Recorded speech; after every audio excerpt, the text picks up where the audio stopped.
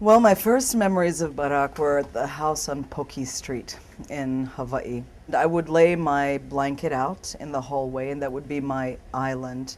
And I would do my best to irritate Barak by making sure he didn't step on my island. So I was, I was the irritating little sister, and he was quite patient with me. He was a great big brother. You know, my father was in Indonesia, and our mother and my father divorced pretty early, so he took over a lot of the roles that a father would have in terms of sort of nurturing a healthy intellect and strong sense of self and good dose of pride, but also humility.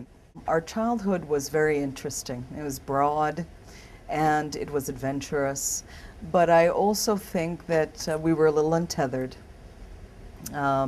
That our lives involved a lot of sort of drifting in and out of worlds and here and there, and that keeps you flexible and it keeps you broad-minded, but I think that Barak didn't want that necessarily for his children.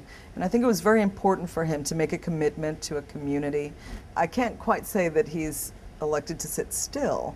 He's in 3 states a day these days, but you can make the choice, I think, to be grounded and still keep the intellectual and emotional and spiritual doors open to the rest of the world. I think that Michelle has, as I said, been a fantastic mother, and she makes sure that those girls' lives are very stable and that they have friends around them and family, that they feel safe, that no one's imposing upon their schedules, and that they have a very regular childhood. He works hard to make sure that they feel his love, forcefully and steadily in spite of his hectic schedule. He's going to be reading the final Harry Potter book to Malia.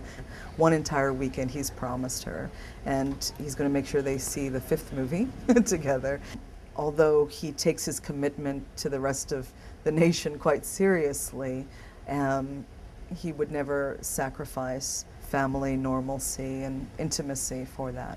I think it is interesting, sort of to look at the patterns, how our mother started in the Midwest and ended up in Indonesia, and how he started in Hawaii, in essence, and returned to the Midwest. He found that the people are very warm and interesting and often very thoughtful. I think that Barak can go anywhere. He can negotiate any crowd. And I think that our mother certainly possessed that quality.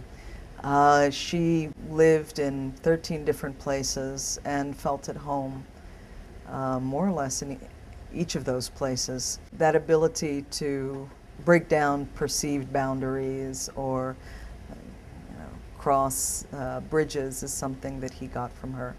And his romantic idealism.